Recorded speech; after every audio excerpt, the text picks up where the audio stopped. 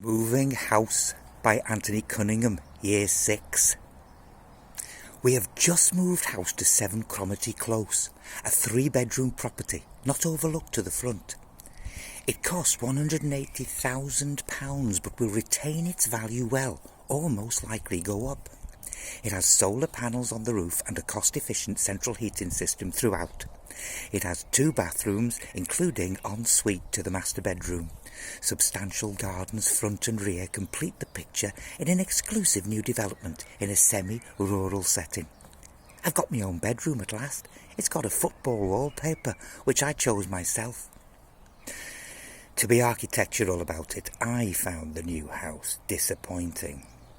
I remember Cromarty Close when it was made of string. Dad took us to a big field near the railway, all overgrown with brambles and nettles. A man with a check shirt and clipboard led us to a place where the brambles had been cleared and the grass cut short. It was crisscrossed with avenues of string.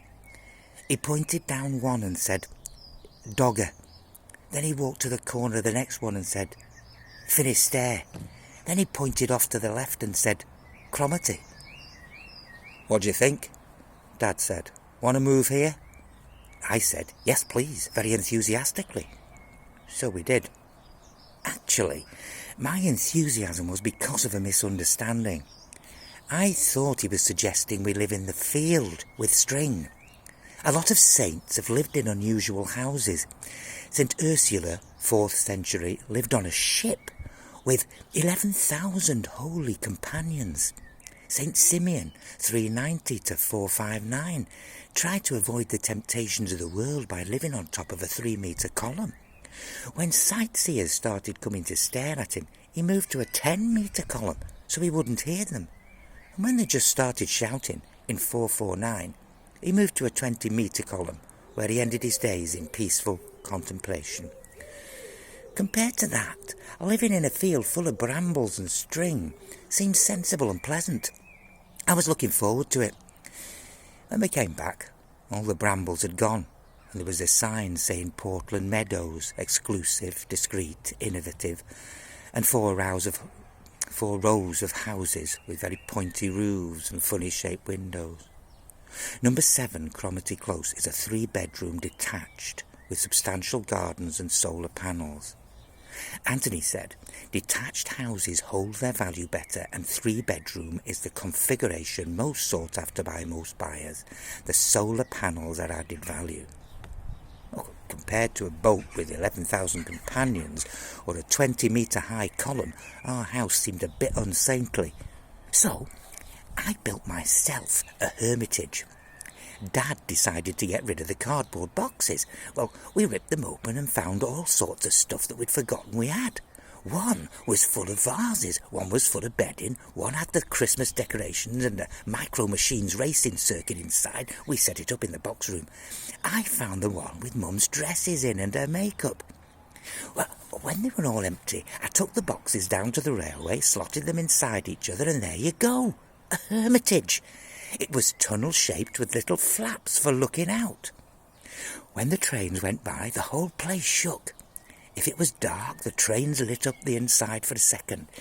There was a line of holly bushes between the gardens and the track, so the hermitage was nearly invisible from the houses. I took a few things down there, such as my St. Francis bookmark and a tube of tinted moisturiser I found, but not much, the whole point being to live a simpler life. Not full-time, obviously, because of school, but whenever I could. I got a bit scratched going through the holly, but that was okay because suffering is good. It's called mortification. I got the idea for a hermitage from the Rose of Lima, who lived in one at the bottom of her parents' garden from when she was a little girl, 1586 to 1617. She had multiple and marvellous visions, including those of the Blessed Virgin and the Holy Ghost, and visitations from many saints.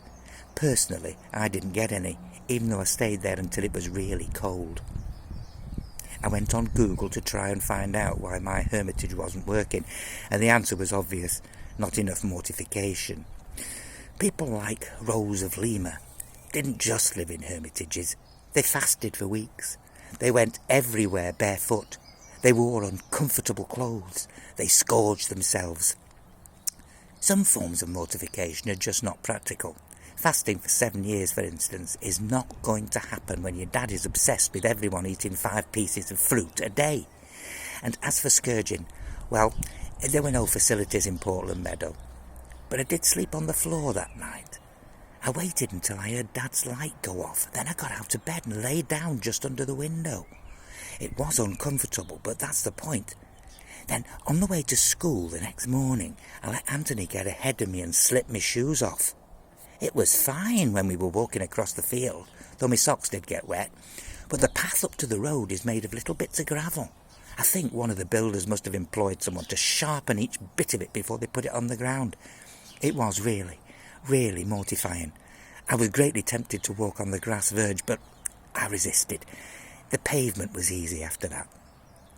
I met Mr. Quinn at the school gates. He noticed my feet and said, "Something wrong with your shoes, Damian?"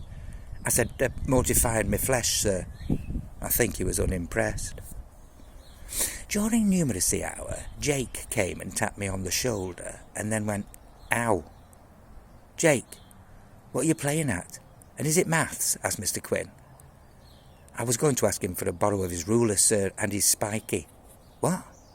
Now everyone was looking at me. Jake said, "I just touched Damian's shoulder, sir, and it hurt." Mr. Quinn came over and touched my shoulder. Then he leaned down and whispered to me to come with him. "Just get on with it, the rest of you." Out in the corridor, he made me undo my shirt and show me what was inside. On Totally Saints.com, it tells you about Matt Talbot, who wore chains all the time. Obviously, I couldn't get any chains as such, so I'd stuffed my shirt with holly from the Hermitage. "Who did this?" "Did it myself, sir." "You're cut. Take the holly out and I'll get some plasters." When he was putting the plasters on, he said, "I want you to come and see me at home time. I'm going to give you a letter to take to your dad. You're not in trouble, but it is important. Okay." The letter was a brown envelope. It was quite thick. Dad opened it as soon as I gave it to him. He read it and then put it in his pocket. Anthony said, "What's it about? Are they going on a trip?" "No," said Dad. "Or, yeah, maybe, in a way. Eventually. Go and wash your hands." It was my turn to wash up and Anthony's to put away. Dad was supposed to be doing the floor. But when I came back into the dining room to make sure we hadn't missed any dishes, he was reading the letter again. He put it away as I came in, but I saw that one of the pages was yellow and it said special assessment. I thought, special? Oh, that's pretty good. I think Dad must have stayed up late that night because I fell asleep in my bed before he came upstairs to brush his teeth. In the middle of the night, I woke from a dream, which I don't want to talk about, got up and stretched out on the floor under the window again. It was really cold after the warm bed. I couldn't get to sleep. Suddenly I realised there was someone standing in the doorway. I thought, oh, finally, a vision. But when it came closer, I could see it was just Dad. He bent down and picked me up, whispering, "Shh, Damian, you've fallen out of bed. I'm just going to pop you back in. Don't wake up." I didn't have to tell him I was still awake. I just lay on my side so he wouldn't be able to see my face. I thought he'd go away then, but he didn't. He sat on the edge of the bed for a while. Then he tugged the collar of my pyjamas down at the shoulder. He was looking at the scratches.